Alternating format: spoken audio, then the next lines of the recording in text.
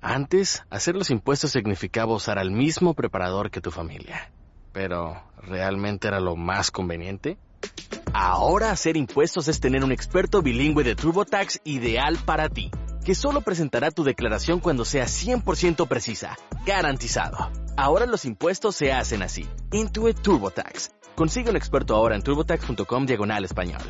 Expertos bilingües solo disponibles con TurboTax Live. Consulta los detalles de la garantía en turbotax.com/garantías. 3, 2, 1. Muy buenas a todos, soy Pedro Vivar, esto es Emotion Me y una vez más estamos con Marcos Conquer y tenemos la oportunidad de contar con Enrique, que va a desarrollar todas las dudas que pueden surgir, entre ellas, ¿qué interesa mejor de cara a gestionar nuestros impuestos? Así que, dado que Marcos sabe bastante más que yo en este tema, me gustaría que comenzara él con las dudas. Perfecto. Pedro, muchísimas gracias de nuevo por traernos a Kike y a mí. Básicamente, en el episodio anterior introdujimos un poco el sistema fiscal español, comentamos claves, pero hoy venimos a hacerlo aún más práctico. Y si quieres montar una empresa, si quieres ahorrar y construir un patrimonio financiero, hoy Kike, yo y Pedro vamos a darte claves que tienes que conocer para empezar a trabajar sobre ello. Así que sin más dilación, os dejo con Kike, que es el maestro. Si te parece, Kike, vamos a introducir el impuesto de sociedades y el IRPF, cuánto recaudan, cómo funcionan, qué tipos tienen y luego ya avanzamos. Muy bien. Muchísimas gracias, chicos, otra vez por la oportunidad de estar con vosotros y nada, arrancamos un poco sobre lo que comenta Marcos, de impuesto de sociedades y de IRPF, ¿no? Que al final, pues, junto con el IVA son los dos impuestos madre, por decirlo de alguna manera. Entonces, lo que os quiero comentar en primera instancia es que el impuesto sobre sociedades es el impuesto que grava las rentas obtenidas por las sociedades mercantiles en territorio español. ¿De acuerdo? Entonces, ¿qué grava este impuesto? Bueno, pues esa renta obtenida. ¿Esa renta obtenida de dónde sale? ¿O de dónde sale esa base imponible? Bueno, pues sale del resultado contable de la empresa, es decir, ingresos menos gastos, y de hacer después una serie de ajustes extracontables para poder hacer y ajustar ese resultado, ¿no? A lo que sería la ley fiscal. Entonces, ¿cuál es el tipo de gravamen del impuesto de sociedades? Pues el 25%.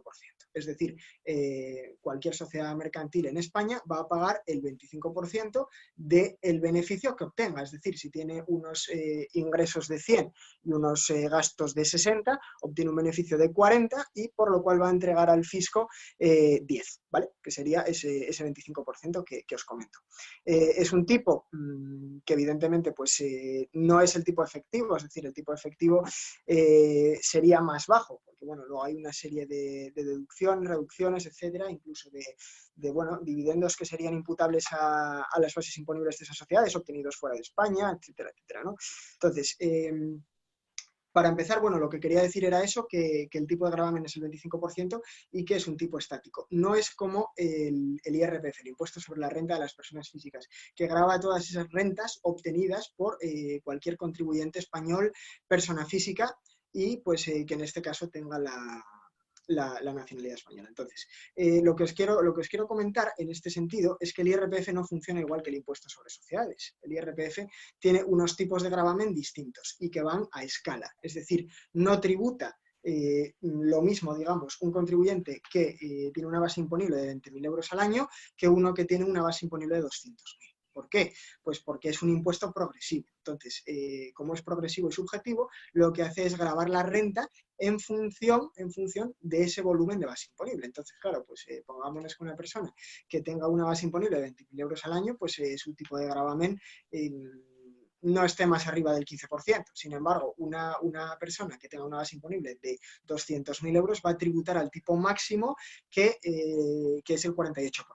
Ese tipo marginal. Entonces, pues como veis, en impuesto de sociedades está capado al 25 y en IRPF está, pues se mueve entre un porcentaje muy bajo y luego pues el 48 que sería la renta máxima, ¿de acuerdo?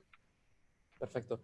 Aquí decirle a la gente que en España el impuesto de sociedades no es el 25 porque nuestros políticos se han metido a la caridad, sino porque en todos los países de nuestro entorno es en torno al 20, 22%, 23%. Sí. Entonces, si pusieran un 50%, como les gustaría, un 40% al gobierno actual, pues básicamente ninguna empresa estaría en España. Entonces, bueno, eso es importante. Y luego, si te fijas, en el episodio anterior hablamos sobre el esfuerzo fiscal, sobre cómo España, para las empresas, es muy poco atractiva fiscalmente. Y aparte de que los tipos allí pueden ser menores, que también, hay dos aspectos que creo que son muy relevantes. Si quieres, puedes ampliar sobre esto, Quique, y son la libertad de amortización y la deducción por reinversión. Básicamente, por ejemplo, en Estonia, que es uno de los países con una fiscalidad más atractiva para empresas, si tú, por ejemplo, inviertes una maquinaria que te cuesta 1 millón de euros, puedes deducirte ese gasto de repente, en ese mismo ejercicio. De tal forma que no vas a pagar ese año más impuestos. Básicamente, que puedes amortizarte las inversiones como tú quieras. Eso creo que da a las empresas muchísima flexibilidad y sobre todo a nivel de flujo de caja creo que las fortalece. Y luego, por otro lado, en Estonia, si tú, por ejemplo, tienes una empresa y ganas 1 millón de euros de beneficio contable, como decía Quique, y no te lo distribuyes a ti como persona física, lo dejas en la caja, simplemente por dejarlo en la empresa, ya no pagas impuestos de sociedades por ese 1 millón de euros. Porque entienden que el objetivo es que las empresas crezcan, que se capitalicen, que reinviertan y de esa forma pones el dinero a trabajar en lugar de que es lo que de las personas y a lo mejor lo consuman. Efectivamente. Hiciste antes, bueno, acabas de hacer una apreciación muy buena, Marcos, que es la libertad de amortización. Eso que has dicho, eso es fundamental. Y es fundamental conocerlo y hay muy pocos empresarios que esto lo conozcan, ¿vale? Entonces, vamos a intentar explicar por lo suave qué es una libertad de amortización para que todo el mundo lo pueda entender. Entonces, vamos a ver. Cuando una empresa hace una inversión en un activo, y ese activo se va a utilizar para generar recursos en la empresa, como por ejemplo una maquinaria, ¿no? Oye, yo, empresa A, necesito esta maquinaria para producir esos productos que comercializan en el mercado. Bien, esa maquinaria me cuesta 100.000 euros. Pero claro, ¿qué dice la agencia tributaria? ¿Y qué dice la ley general en este caso? Pues dice que tú tienes que imputar el gasto de esos 100.000 euros de forma proporcional a su depreciación o amortización. Entonces, ¿qué se considera amortización? Bueno, pues se considera la pérdida de valor que tiene ese activo con el paso del tiempo. ¿De acuerdo? Entonces, si una maquinaria, poneros, la podemos amortizar en 10 años, porque se entiende que es su vida útil, esos 10 años van a implicar que yo puedo llevar a gastos de esos 100.000 euros, 10.000 euros durante 10 años. Pero no los puedo imputar al ejercicio fiscal en el que adquirí esa maquinaria.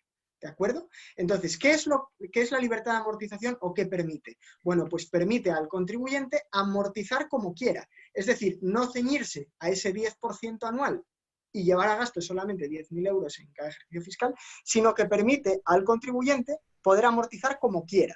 Es decir, bueno, pues en este caso me interesa meter ahora mismo 40.000 euros. Bueno, pues amortizo 40.000 euros. O directamente me interesa llevar el gasto completo al mismo ejercicio. Es decir, imputar los 100.000 al ejercicio donde yo adquirí el activo. Entonces, eso es lo que se llama libertad de amortización. Pero hay que cumplir una serie de requisitos para poder aplicar esa libertad de amortización. Claro, no es tan fácil, porque si no todo el mundo lo haría, ¿no? Entonces, son requisitos que van ligados a un incremento de plantilla media en los 2 ejercicios posteriores a la compra del activo, con respecto a la media del ejercicio anterior.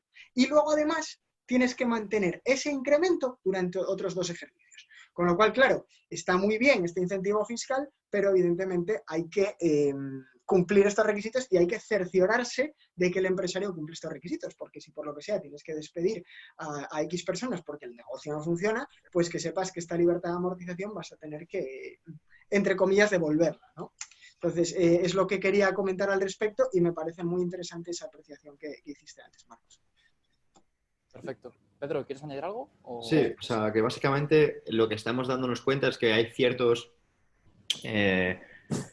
beneficios que parece que en un principio van a tener siempre las empresas con más capital, porque acabas de mencionar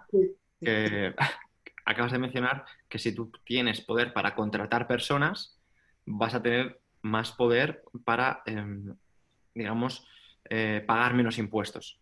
Sí, absolutamente. Entonces, ¿no es esto un poco controvertido? Porque estamos viendo que al final si tienes más medios económicos, vas a pagar menos en comparación con una persona que tenga menos medios. Y de hecho, esto simplemente es uno de los puntos, pero es que estoy seguro de que hay más puntos. A ti, dentro de este mundo, ¿qué otras cosas te parecen controvertidas? ¿Qué otras cosas me parecen controvertidas? Hombre, pues podría estar aquí hablando hasta mañana. En ese caso te diría ¿qué dos cosas te parecen controvertidas que tengan relación un poquito con esto que estamos viendo, ¿no? Que más trucos de este estilo. Llama atención. Más trucos de este estilo, como la libertad de amortización. A ver, por ejemplo, el tema de las reducciones, ¿vale? Las reducciones, tanto en el impuesto sobre sociedades como en el impuesto sobre la renta de las personas físicas, lo que hacen es, como su propio nombre indica, reducir la base imponible. Y si reduces la base imponible, por ende, reduces la cuota diferencial, que es el coste tributario, es decir, lo que tienes que entregarle al fisco, ¿no? Entonces, por ejemplo, hablamos de esta posibilidad de libertad de amortización en sede de impuestos de sociedades. También es aplicable en IRPF, ojo, se podría aplicar a persona física. De hecho, lo tengo hecho con muchos clientes siempre y cuando eso se cumplan estos requisitos. Pero bueno, cosas controvertidas o que la gente pueda desconocer, por ejemplo, eso, reducciones a efectos de IRPF, la típica reducción por inicio de actividad. Tú tienes que saber, por ejemplo, que cuando empiezas una actividad y obtienes beneficios, el primer año tienes una reducción del 20% del rendimiento neto. ¿Vale? La tendrías tanto ese ejercicio como el siguiente. Y esto es algo que la gente desconoce. Luego, por ejemplo, reducciones por aportación a planes de pensiones, ¿no? O sea, hasta 8.000 euros, que es el límite, con un límite subjetivo que es el 30% de la suma de los rendimientos del trabajo y de la actividad económica del contribuyente. Entonces, ¿qué quiere decir esto? Bueno, pues que si hacemos una aportación a un plan de pensiones por valor de 8.000 euros, vamos a poder reducir en 8.000 euros nuestra base imponible general, ¿de acuerdo? Entonces, como podemos reducir la base imponible general, por ende, reducimos nuestro coste tributario. Y de aquí, ya que me metí en este fregado, por decirlo de alguna manera, quiero explicar en qué consiste la dualidad del impuesto sobre la renta de las personas físicas, que esto es algo que muchísima gente desconoce. Entonces, ¿qué es la dualidad? Bueno, pues la dualidad es la existencia de dos bases diferentes. Es decir, en el impuesto sobre la renta de las personas físicas existe, por un lado, la base imponible general y, por otro lado, la base imponible del ahorro. ¿Qué grava cada una? Bueno, pues la base imponible general grava las fuentes de renta, por ejemplo, rendimientos del trabajo. Es decir, tú trabajas para un tercero y cobras una nómina. Rendimientos de la actividad económica. Atribuciones de rentas de comunidades de bienes, es decir, básicamente lo más básico que pueda obtener un contribuyente. ¿Y qué es lo que grava la base del ahorro? Pues principalmente las inversiones y las ventas de elementos patrimoniales, ¿de acuerdo? Entonces, ¿cuál es la diferencia entre la base imponible general y la del ahorro? Bueno, pues que en la base imponible general el tipo de gravamen, como antes comentábamos Marcos y yo, pues varía. Es decir, puedes tributar desde un 3% o no tributar hasta tener un coste del 48%, ¿vale? Un coste tributario. Sin embargo, en la base del ahorro, la base de la derecha, como yo la llamo, es una base que está capada, y está capada entre el 19% y el 23%. ¿Qué se grava aquí? Bueno, pues por ejemplo, unos dividendos que pueda obtener de unas acciones que he comprado en bolsa, ¿vale? Esos dividendos los voy a tributar ahí. De hecho, ya salen con una retención del 19%. ¿De acuerdo? ¿O qué voy a grabar en la escala del ahorro? Bueno, pues he vendido un piso. Vendo un piso hoy por 300.000, que me costó hace 4 años 200.000. Tengo que tributar por ese incremento de patrimonio de 100.000 euros en esta escala, con lo cual me van a quitar entre un 19 y un 23% en función de esa ganancia de patrimonio. Entonces, bueno, temas controvertidos, más que controvertidos, que la gente puede desconocer y, bueno, pues por ponerlo un poco en tesitura. Bueno. A mí una cosa que me ha parecido muy controvertida, la que has dicho, en términos internacionales, es que, por ejemplo, las reducciones por planes de pensiones, es decir, por invertir dinero en un producto principalmente bancario, que se ha demostrado, sin esos datos, que no son rentables. O sea, los planes de pensiones en este país son un auténtico desastre.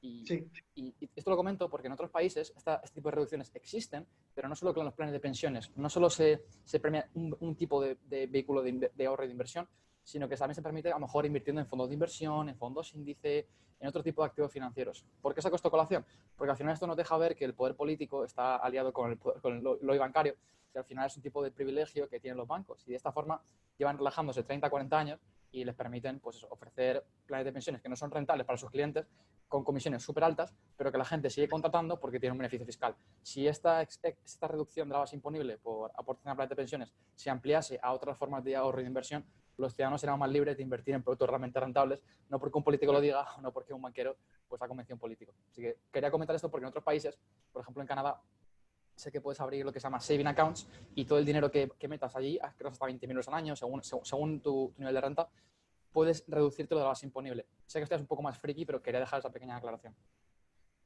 No, es una aclaración muy oportuna, Marcos, desde luego que sí. Pero sí es cierto que lo que dices tú, claro, al final con esa reducción de planes de pensiones solamente se vincula a los planes de pensiones, a los PPAs, planes de previsión asegurados, ¿no?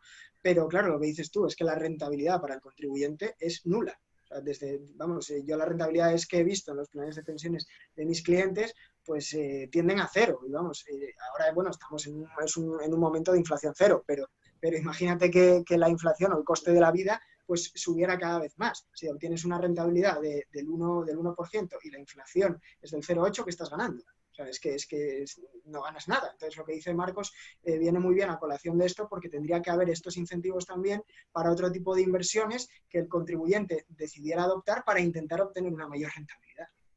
Además, creo que hablar de este tipo de cosas es súper necesario porque vivimos en un entorno en el cual los sistemas de pensiones de reparto tradicionales, en los cuales el gobierno recauda por cuotas a la sociedad social una cantidad de dinero y lo reparte entre los jubilados, están realmente muertos. O sea, al final, la pensión real que va a recibir un español dentro de 30 años, aunque va a existir, va a ser posiblemente la mitad, un 40% menos que la actual.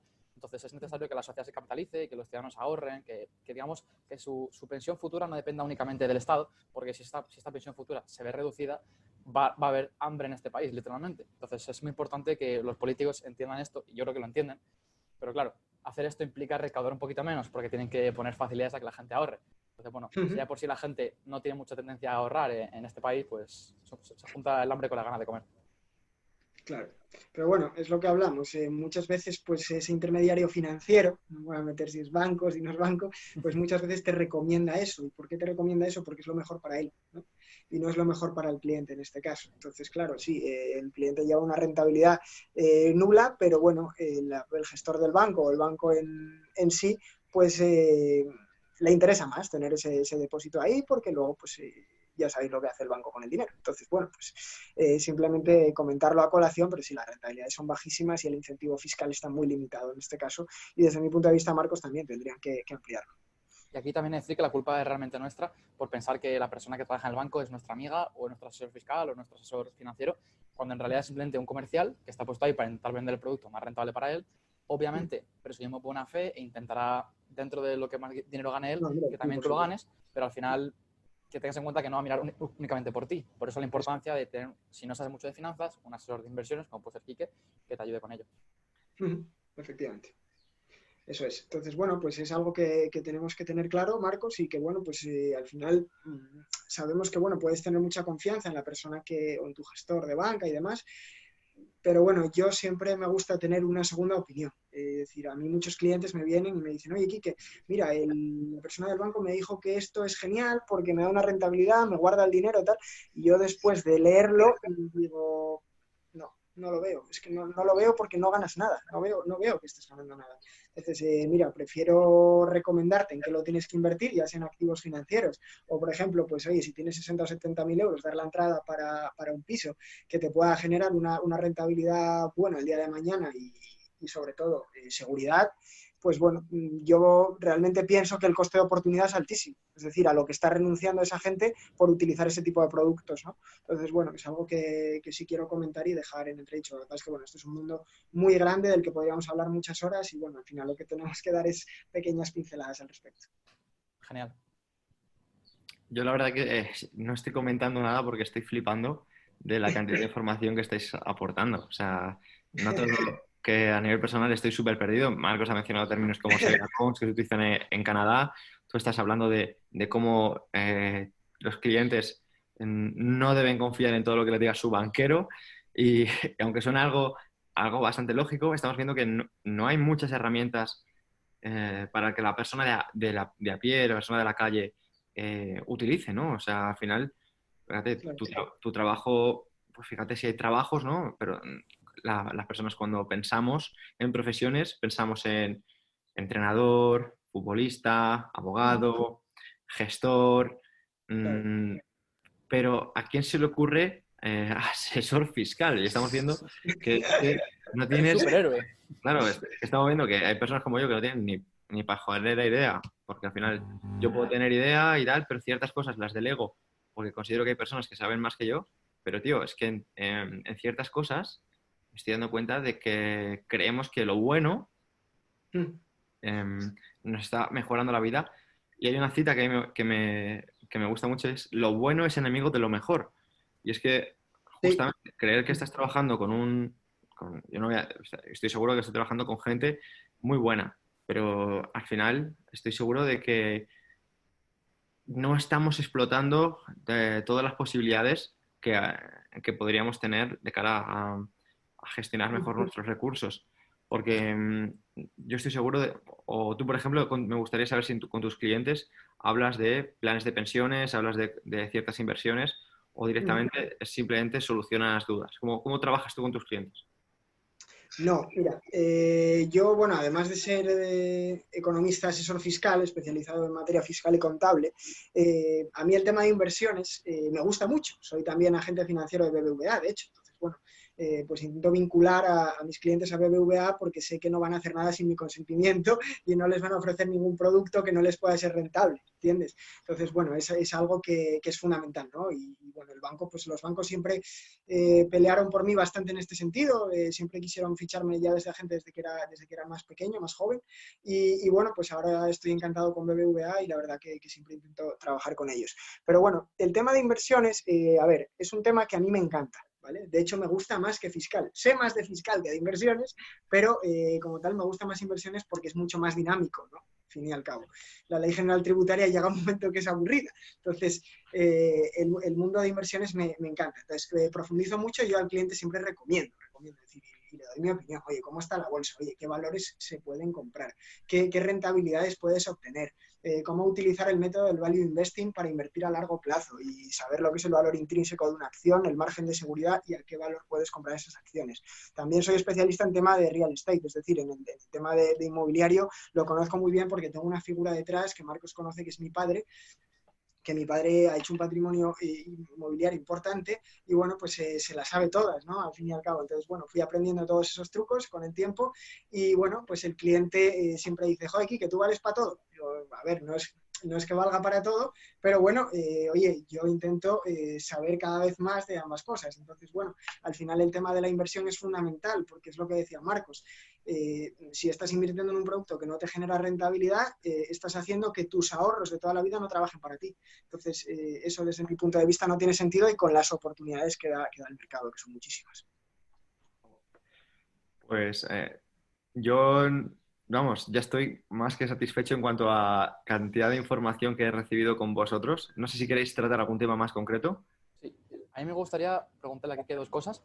La primera es, ¿por qué si yo soy empresario y gano al año más de 30.000, 40.000 euros como autónomo, ¿por qué me recomendarías crear una sociedad? Vale, vamos a ver. Antes de nada, Marcos, quiero hacer una diferenciación entre qué es una sociedad profesional y cuál no se consideraría una sociedad profesional, ¿vale? Es decir, el tema de sociedades está muy bien, pero es un vehículo que hay que saber utilizar porque si no te puede explotar en la cara, ¿vale? Hay muchos profesionales que dicen, bueno, pues hago una sociedad limitada unipersonal, tengo el 100% de las participaciones, yo, y desarrollo mis servicios profesionales, por ejemplo, como abogado, a través de la sociedad.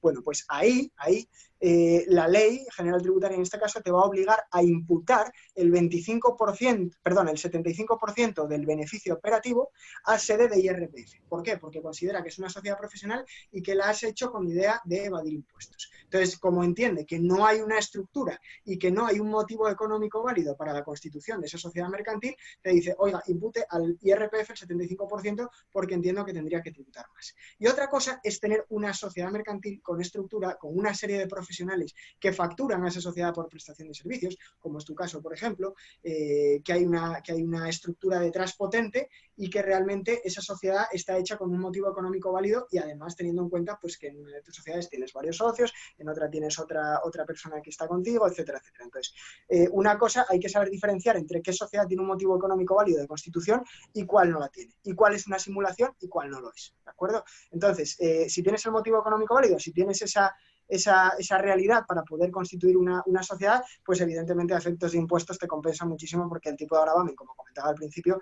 es un 25%, ahí está capado y en IRPF pues ese contribuyente podría tributar a tipos hasta del 48%. Perfecto. Y te quería preguntar, me acuerdo de cuando te conocí, viniste a mi casa y me dijiste, mira Marcos, estás pagando al año muchísimo más dinero por no tener una sociedad. Me hablaste de generar cash flow mediante diferir el pago de fraccionado de impuestos a sociedades. ¿Podrías Sí. explicar por qué si yo monto una sociedad hasta pasado un año y pico no pagaría nada de impuestos de sociedades? Vale. Sí, a ver, por hacer una puntualización mayor, ya no es que no pagues nada de impuestos de sociedades, sino que no pagas nada de pago a cuenta. Hasta ¿vale? eso, Es decir, eso es. de anticipo, efectivamente. Entonces, por ejemplo, generamos una sociedad, constituimos una sociedad con fecha 1 de enero del año 2020, ¿de acuerdo? Entonces, teóricamente, cuando tú eres persona física, cuando tributas por IRPF, vas haciendo una serie de pagos fraccionados cada trimestre, ¿de acuerdo? Entonces, esos pagos fraccionados que haces cada trimestre te están levantando un 20% del beneficio que vayas obteniendo, ¿de acuerdo? Sin embargo, en la sociedad, en vez de hacer 4 pagos, haces 3, ¿de acuerdo? Esa es la primera diferencia. ¿Y qué pasa? Que tú puedes acogerte a 2 métodos para estimar o hacer esos pagos fraccionados. Uno sería por el resultado del ejercicio anterior, y la otra opción sería por cuenta de explotación, es decir, en función de los rendimientos que vayas obteniendo al trimestre, pues tú vas a pagar más o menos de pago a cuenta, ¿vale? En abril, octubre y diciembre. ¿Qué pasa? Que si nos ceñimos a la cuenta de explotación o al resultado del ejercicio anterior, tendríamos la posibilidad de tener 1 año y 10 meses sin ese pago a cuenta. ¿Por qué? Porque si constituimos la sociedad en enero del año 2020, hasta el año 2021 no vamos a tener una referencia del beneficio del ejercicio anterior. Entonces, como no la tenemos, no podemos liquidar pagos a cuenta. Y como no liquidamos pagos a cuenta, generamos flujo de caja para poder acometer las inversiones que necesitamos. ¿De acuerdo? Entonces, no descapitalizamos por ahí. ¿Y por qué hasta octubre del año 2021 no tendríamos que pagar nada? Bueno, pues porque el primer periodo del año 2021 también se considera que va en función del ejercicio cerrado anterior, no del 2020, sino del 2019. Pero como no hay 2019, pues no tenemos esa referencia y por tanto podríamos estar exentos de ese pago a cuenta de impuesto de sociedades durante 1 año y 10 meses. Esto no quiere decir que luego pues del ejercicio 2020 tengas que pagar impuesto de sociedades, porque evidentemente sí, cuando llegue julio del año siguiente, pues tendrás que liquidar con Hacienda, pero julio del año siguiente estamos hablando también de 1 año y medio. Con lo cual, claro, tenemos esa posibilidad de generar ese cash flow para poder hacer inversiones y para poder tener la empresa capitalizada, ¿de acuerdo? Entonces, bueno, intentaré explicarlo lo mejor posible, es un tema complejo y es posible que alguien no lo haya entendido. Creo que ha quedado súper claro y un poco para reiterar la explicación y que la gente lo entienda en casa. Si yo, por ejemplo, como autónomo gano al trimestre 10.000 euros y Hacienda me va a decir que pague 1.500 euros todos los meses como retención de IRPF para adelantar pago de impuestos. Si yo, en lugar de ser autónomo, monto la sociedad, hasta 1 año y 10 meses, estos 1.500 que yo pago se convierten en cero durante 1 año y 10 meses. Que eso no quiere decir que yo, cuando haga la declaración de IRPF, no vaya a pagar. Obviamente voy a pagar. Simplemente que no adelanto el dinero a Hacienda. ¿Qué consigo con eso? Pues generar un flujo de caja extra que puedo reinvertir en publicidad digital, en influencers, en mejorar en mi producto. Entonces, al final vas a pagar los mismos impuestos en esencia, pero vas a generar flujo de caja durante 1 año y 10 meses. Y al final, el flujo de caja es como la sangre de una empresa. Entonces, si la sangre está bien, pues posiblemente tu empresa vaya bien. Si vas corto de liquidez, esto puede ser muy útil. Me gustaría comentar que eso es súper importante hacerlo si tienes un plan de empresa. Si tú no tienes un plan de empresa y no vas a utilizar ese flujo de caja, como está diciendo Marcos, pues para hacer un marketing, para influencer, para hacer que tu empresa facture y gane más, realmente no vas a tener un beneficio real de hacer esto o eso es la interpretación que al menos yo me llevo. Claro, a ver, vamos a ver, es que este tema del flujo de caja es muy relativo. Claro, el flujo de caja en una empresa tiene que existir siempre. Tiene que existir siempre. Eso es fundamental. Y tener un fondo de maniobra, porque la empresa tiene unas necesidades operativas de fondos que tiene que cubrir. Pero claro, como bien dices, Pedro, o bien decía Marcos antes, el flujo de caja al inicio es casi más importante, porque es cuando realmente tienes que acometer esas inversiones para lanzar todos esos proyectos que tienes. Y el plan de empresa es fundamental, porque si no tienes un plan de empresa donde tú digas, pues tengo que invertir en estos activos que me van a generar recursos y tengo que pagar a estos profesores para que me hagan estos vídeos. Si tú no tienes esa planificación, si tú no tienes esos presupuestos, esos números echados antes, de nada vale decir, bueno, vale, sí, genero más flujo de caja porque de momento tengo el impuesto diferido. Ya. Pero si no tienes nada planificado y no sabes en qué vas a gastar el dinero, muy buena planificación fiscal, pero muy mala planificación presupuestaria, con lo cual se ahoga. Entonces, por eso siempre digo las 3 patas importantes: planificación de costes y presupuestos, planificación financiera y planificación fiscal. Y con planificación financiera me refiero a cómo vas a financiar todos esos activos que vas a comprar, si es con equity o es con pasivos bancarios, ¿de acuerdo? Así es. Esto, por ejemplo, tiene mucho sentido en una empresa como AudioFit, en la que yo cojo 10.000 euros, los invierto en publicidad en Facebook y los convierto en 50.000. Entonces, en un año. Entonces, esto tiene mucho sentido. Pero si es una empresa tradicional que no puede asignar recursos de forma eficiente, que no puede sacarle un 10, un 20, un 50% al reinvertir en el negocio, obviamente, como dice Pedro y Quique, pues el beneficio va a ser menor potencialmente. Si os parece, para ir acabando el podcast, me gustaría comentaros otro punto muy importante, es el tema de las sociedades holding. Yo cuando las descubrí fue como un nuevo mundo en cuanto a las economías de opción, que hablábamos en el episodio anterior. Sí. Así que, Quique, me gustaría preguntarte, ¿qué es una sociedad holding y por qué es interesante fiscalmente? Vale, bueno, voy a intentar explicarlo lo más breve posible, lo más conciso y lo más fácil, ¿vale? Porque sé que es muy difícil. Sí, el tema de las sociedades holding como tal es bastante complejo de entender, pero para que alguien se haga una idea, una sociedad holding es una sociedad que es la matriz de otras, ¿no? Y que es la que controla y gestiona la participación de todas esas sociedades que dependen de ella, por decirlo de alguna manera. Entonces, para poneros un ejemplo, el contribuyente Pepe tiene dos sociedades, y una es la sociedad A y otra es la sociedad B. Entonces, Pepe decide constituir una sociedad holding donde él entrega sus participaciones de la sociedad A y sociedad B a esa sociedad holding. Entonces, ¿cuál es el incentivo fiscal de esto? Bueno, pues que los dividendos que pasen de la sociedad A y de la sociedad B a la sociedad holding no tributan, de momento, porque esto es algo que quiere modificar el gobierno o tiene previsto, ¿no? Pasar esa exención a un 5% de tributación. Pero bueno, es algo que está en el aire y que todavía no se sabe. Y luego pues tiene un segundo incentivo fiscal, no solamente el hecho de poder pasar esos dividendos a la holding exentos de tributación, sino que las plusvalías generadas por la venta de cualquiera de las dos sociedades que dependen de la holding estaría exenta de tributación en sede de la holding. Con lo cual, claro, estamos hablando de dos incentivos fiscales muy potentes que espero que no cambien, pero claro, cuando hablábamos antes de economías de opción, hay que utilizar todos estos recursos, porque claro, yo esto de las sociedades holding, pues bueno, lo aprendes con grandes sociedades que llevamos en el despacho, ¿no? Grandes franquicias internacionales.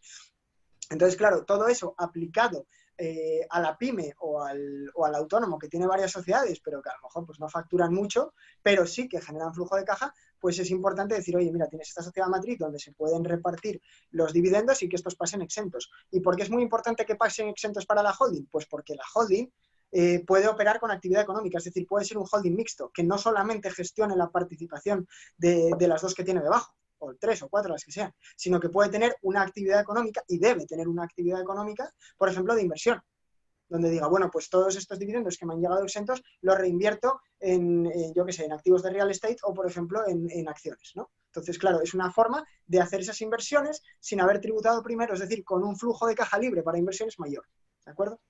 Yo, si os parece, voy a poner un ejemplo concreto en mi caso, que creo que la gente lo va a ver súper claro. Imaginaros que yo con AudioFit tengo de beneficio contable 10.000 euros este año, ¿vale? Pues de esos 10.000 euros pagaré 2.500 en impuestos sociales, así que ya tengo 7.500 para repartir como beneficios, si quisiera, como dividendos a Marcos Conker. Imaginaros que me reparto 7.500 a mí como persona física. De los 7.500 tendré que pagar otro 24, 28% a Hacienda. Así que al final me quedaré con 5.000, 6.000 euros para poder reinvertir en acciones. ¿Qué pasa? Si yo constituyo una holding asociada que posea AudioFit, esos 7.500 que tenía de beneficio contable los puedo repartir íntegros a la sociedad y va a pagar el 0% siempre y cuando esté dentro de la sociedad. ¿Por qué es importante? Porque no es lo mismo reinvertir 7.500 que 6.000 o que 5.000 euros, sobre todo teniendo en cuenta que esto quiero hacerlo durante 50 años y quiero aprovechar el interés compuesto. Entonces, básicamente las sociedades holding son una forma muy eficiente de asignar capital y de acumular patrimonio. Entonces, son interesantes para aprovechar el interés compuesto. Cuanto más años hagas uso de esta economía de opción, pues más rentabilidad vas a conseguirle. Absolutamente, Marcos. Lo has dicho perfecto. Nada que alegar al respecto. Lo único, sí, una pequeña puntualización, que los dividendos, si pasaran en vez de a la holding a la persona física, no graban más allá del 23%. O sea, vale, estaría entre el 19 y el 23, eso es. Pero lo demás, perfectísimo. Perfecto. Y me gustaría sacar un último tema que creo que es súper interesante, y es la diferencia entre invertir en activos financieros e invertir en inversión inmobiliaria, real estate, capital inmobiliario a efectos fiscales. No sé si hay una definición muy clara o no. Claro, mira, por ejemplo, hay mucha gente que dice que la inversión en activos inmobiliarios es mucho más cara que la inversión en activos mobiliarios. Y estoy en parte de acuerdo y en parte no. En parte de acuerdo, ¿por qué? Porque lo que os explicaba antes, el impuesto sobre la renta es un impuesto dual, tiene dos bases. Entonces, los rendimientos del capital inmobiliario, que son las rentas que se perciben de los inmuebles, tributan en la escala cara, es decir, en la escala general, ¿de acuerdo? Entonces, el tipo al que tributes esos rendimientos puede llegar al máximo del 48%. Sin embargo, los rendimientos obtenidos de acciones, por ejemplo, es decir, dividendos de mi cartera de acciones que yo pueda tener, pues esos dividendos van a tributar como máximo al 23%. ¿De acuerdo? Entonces, bueno, sí es cierto que para las grandes fortunas o gente que tenga invertido muchísimo dinero, pues hombre, a priori es más rentable hacerlo en activos financieros, ¿de acuerdo? ¿Qué pasa luego con la tributación a futuro cuando se venden esos activos? Bueno, pues la tributación cuando se vende un inmueble y obtienes una plusvalía, o la tributación cuando vendes una acción y obtienes una plusvalía, sí tributan en la misma escala. Ambas tributan en la escala del ahorro, ¿de acuerdo? Porque son enajenaciones de elementos patrimoniales, ¿de acuerdo? Entonces, eso es algo que tenéis que entender. Entonces, como tal, pues sí que hay, de hecho, también un agravio comparativo, que mucha gente se ha quejado de decir, oye, ¿por qué si yo quiero invertir mi dinero en inmuebles, las rentas que percibo las tengo que tributar en la escala cara y alguien que tiene dividendos de acciones los tiene que tributar en la escala barata? ¿Por qué? O sea, entonces, claro, hay mucha gente indignada con esto. Entonces, yo siempre respondo que sí es cierto que hay un agravio comparativo, pero hay dos cosas a favor. Es decir, claro, los rendimientos del capital inmobiliario, es decir, esas rentas que se perciben de los alquileres de los inmuebles, tienen muchos más gastos deducibles que los dividendos que obtienes por acciones. ¿Por qué? Porque tú en sede de esos rendimientos del capital inmobiliario puedes deducirte el IBI que pagas, puedes deducirte la comunidad, puedes deducirte los gastos de reparación y conservación y puedes deducirte algo muy importante que es la amortización del activo. Y esa amortización se puede deducir a razón de un 3%. Y esto la gente no lo conoce, ¿de acuerdo? Entonces, es muy importante que esto lo tengáis claro, porque sí, hay un agravio comparativo con el tipo de gravamen de escala, pero hay muchos más gastos deducibles en capital inmobiliario que en capital mobiliario, con lo cual por ahí se compensa. Y otra cosa que quiero aportar también es la reducción del artículo 23.2 de la Ley del Impuesto sobre la Renta de las Personas Físicas, que lo que hace es a todas aquellas personas o contribuyentes que tengan esas inversiones en viviendas, es decir, cobren alquileres en concepto de viviendas, tienen una reducción por este artículo del 60%. Y es una reducción sobre el rendimiento neto. Y esto es muy importante, porque esto también es clave a la hora de decidir si yo voy a comprarme 2 pisos para alquilarlos, los compro como persona física o como sociedad. Claro, es que esto es muy controvertido también. Entonces hay mucha gente que lo hace a través de la sociedad porque desconoce que existe esta reducción a efectos de IRPF del rendimiento neto del 60%, que es una auténtica pasta, ¿vale? Entonces, bueno, quiero que queden estas cosas claras y así un poco generalizando. Y yo quería ir un paso más allá sobre el tema de la fiscalidad en el tema inmobiliario. Y me acuerdo cuando estudié fiscalidad en la universidad, que el profesor, a la primera página de los apuntes, nos ponía los tipos de diferentes tipos de sociedades. Y nos decía, te quería preguntar sobre esto, que las sociedades que se dediquen al alquiler de viviendas, teniendo un mínimo de viviendas, no recuerdo exactamente si eran 9, 12, pagan el 0% de sus beneficios como sociedad. Te quería preguntar si es cierto y sigue siendo así. No. ¿No? No, a mí no me consta. No. Vamos vale, a ver. Cuando tributas a efectos de IRPF una renta, por lo que estaba comentando, tú lo imputas a la base imponible general. Bien, de acuerdo. Cuando tú tienes una sociedad que se dedica al arrendamiento de inmuebles, ese arrendamiento de inmuebles forma parte de la base imponible de la sociedad. Entonces, si yo tengo 3 inmuebles alquilados, si yo tengo 4 inmuebles alquilados, 5 inmuebles alquilados, pues yo tengo que tributarlos como ingreso. Entonces, ¿cuál es la actividad de esa sociedad? Bueno, pues la actividad es el arrendamiento de inmuebles. Entonces, como tal, lo que tengo que hacer es imputar a la base imponible eso y tributar por ello. O sea, eso no tiene más allá. ¿Vale? Wow. Pues no sé si Marcos, si quieres consultar alguna cosa más. Luego le llamo por teléfono y le pregunto todo. Enrique, bueno, una vez más, tío, gracias porque personalmente me está saliendo la información por las orejas ahora mismo. Bueno, de eso se trata. Y no sé si quieres dejar un mensaje, quieres comentar algo a la gente. Antes de... una cosa, a colación de lo que acabamos de hablar, que quiero matizar con lo que me comentaba Marcos, puede ser que se haya se haya confundido esa persona que te lo dijo con la posibilidad de estar de alta esa sociedad en el 861, que se llama, ¿vale? Que es el epígrafe del impuesto a actividades económicas, el 861, donde teóricamente cualquier empresa que tenga valores catastrales, o sea, es decir, inmuebles por valores catastrales superiores a 600.000 euros, tiene la posibilidad de estar exento de retención. Es decir, cuando un propietario de un inmueble emite una factura a su arrendatario, se la emite con un 19% de retención, ¿de acuerdo? Pero ¿qué pasa? Si tú tienes en valores catastrales más de 600.000 euros en activos, se te puede exonerar de esa retención y no pagarla. Entonces yo creo que van por ahí más los tiros que por el otro. Acabo de encontrarlo, perdona, que estaba buscando por curiosidad. Yo me refería al régimen especial de entidades dedicadas al arrendamiento de viviendas, que si tienen 8 viviendas o más dentro de la sociedad, creo que tienen 85 o entre 85 y un 90% de reducción de bonificación con carácter general. No sé si... Bueno, una cosa es el arrendamiento de viviendas como tal y otra cosa es el arrendamiento de locales comerciales. Claro, es que hablamos de muchas cosas y normalmente esas sociedades lo que tiene dentro de sus activos son todos esos locales comerciales que alquilan. Entonces, esos no llevan la reducción. Pero bueno, yo siempre digo que al final la sociedad, aunque sean dos sujetos pasivos distintos, la sociedad genera unos beneficios y luego tienen que pasar al socio. Si tienen que pasar al socio, tienen que volver a tributar otra vez. Vale, son dos sujetos pasivos distintos, pero al final es el mismo dinero. Entonces, bueno, si ya se te puede aplicar esa reducción sobre el rendimiento neto del 60% en sede de IRPF con todos los gastos deducibles, computando la amortización, etcétera, muchas veces es más interesante que hacerlo de la otra manera. Genial. Entonces, un poco para cerrar este tema ya, quizás si tienes un patrimonio muy abultado y te gusta mucho el tema de inmobiliaria, constituir una sociedad que solo se dedique a alquilar viviendas para pues, hasta 85% de bonificación, pues sí que pues interesante, ¿no? Y quizás si es una persona con un patrimonio pequeño, pues no tiene mucho sentido.